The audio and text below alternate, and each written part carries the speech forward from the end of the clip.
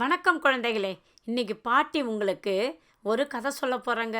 கதையோட தலைப்பு என்ன தெரியுமா? கண்ணனும் தங்க நட்சத்திரமும். வாங்க கதைக்குள்ள போகலாம். மலைகள் சூழ்ந்த பச்சை பசேலுன்னு இருந்த ஒரு அழகான கிராமம். அந்த கிராமத்தில் கண்ணன் என்ற ஒரு சிறுவன் இருந்தான். கண்ணன் படிப்பில் பெரிய புத்திசாலி இல்ல, நல்ல குணம் இருந்தது. அதுதான் பிறருக்கு உதவும் குணம். எப்பொழுதுமே எல்லாரும் மகிழ்ச்சியாக இருக்க வேண்டும் என்று அவன் நினைப்பான். ஒரு நாள் இரவு நிலா வெளிச்சத்துல வானத்தை பார்த்து கொண்டிருந்த கண்ணன், இந்த நட்சத்திரங்கள் எல்லாம் பேசினால் எவ்வளவு நன்றாக இருக்கும் என்று தனக்குள் சொல்லிக் கொண்டான். அவன் சொல்லி முடிந்த அடுத்த நிமிடமே வானத்தில் ஒரு நட்சத்திரம் வழக்கத்திற்கு மாறாக பிரகாசமாக மின்னியது. கண்ணன் ஆச்சரியத்தோடு பார்த்து கொண்டிருக்கும் போதே அந்த நட்சத்திரத்திலிருந்து ஒரு மென்மையான குரல் கேட்டது. கண்ணா, எனக்கு உன்னுடைய உதவி தேவை. கண்ணன் முதலில் பயந்தாலும் தைரியத்தை வரவழைத்து கொண்டு, நீ யார் என்று கேட்டான். அதற்கு அந்த நட்சத்திரம், நான் ஒரு தங்க நட்சத்திரம். நல்ல மனதுள்ள குழந்தைகளுக்கு மட்டுமே நான் பேசுவேன். இந்த கிராமத்திற்கு அப்பால ஒரு மந்திரக்காடு இருக்கிறது. அங்கே நீ ஒரு ரகசிய கதவு இருக்கிறது. அதை நீதான் திறக்க வேண்டும் என்று கூறியது. நட்சத்திரத்தின் வார்த்தைகளை நம்பி கண்ணன் அடுத்த நாள் காலை தன் பையை எடுத்துக்கொண்டு அம்மாவிடம் சொல்லிவிட்டு மந்திரக்காட்டை நோக்கி புறப்பட்டான்.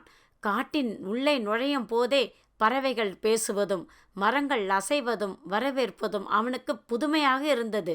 அங்கே ஒரு முயல் குறுக்கே வந்து, நீ நல்லவனா என்று கேட்டது. அதற்கு கண்ணன், என்னால் முடிந்த உதவியை எல்லாருக்கும் செய்வேன் என்றான்.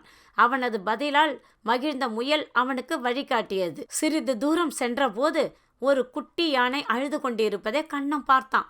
ஏன் அழுகிறாய் என்று கேட்டபோது, நான் தன் அம்மாவை காணவில்லை என்று அந்த யானை கூறியது.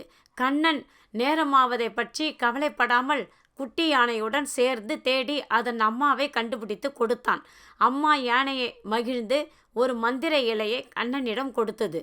இது உனக்கு உதவும் என்று சொல்லி வழி அனுப்பியது. இறுதியாக காட்டின் நடுவில் இருந்த அந்த பெரிய ரகசிய கதவை கண்ணன் அடைந்தான். யானை கொடுத்த இலையை தொட்டவுடன் கதவு மெதுவாக திறந்தது.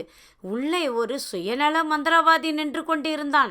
இந்த காட்டின் மொத்த மந்திர சக்தியும் நான் மட்டுமே எடுத்துக்கொள்ளப் போகிறேன். அதன் பிறகு இந்த காடு அழிந்துவிடும் என்று கத்தினான். தைரியமாக முன்னே வந்த கண்ணன், மந்திரம் என்பது எல்லாரும் நன்றாக இருக்க பயன்பட வேண்டும். அது உனக்கு மட்டும் சொந்தமல்ல என்று உரக்கச் சொன்னான். அப்பொழுது வானத்திலிருந்து தங்க நட்சத்திரம் ஒளியாக கீழே இறங்கி வந்தது. கண்ணா, உன்னுடைய இந்த நல்ல மனமும் தைரியமும் தான் மிகப்பெரிய மந்திரம் என்று கூறி ஒரு பேரொளியை பாய்ச்சியது.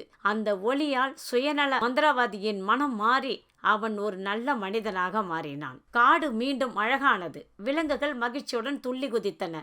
கண்ணன் வெற்றிகரமாக தன் வீட்டிற்கு திரும்பினான். அன்று இரவு வானில் அந்த தங்க நட்சத்திரம் மீண்டும் மின்னியது. அது கண்ணனுக்கு மட்டும் புரிந்தது போல் சொன்னது, நல்ல மனது இருந்தால் உலகமே அழகாகும். என்ன குழந்தைகளே, இந்த கதையிலேருந்து உங்களுக்கு என்ன புரியுது? நல்ல மனமோ நல்ல குணமோ அடுத்தாருக்கு உதவணும் என்ற எண்ணமும் இருந்தால் நீங்கள் உலகத்தையே ஆளலாம். பாட்டி, நான் உங்களை அடுத்த கதையில் சந்திக்கலாமா? பாட்டி கதைகள்.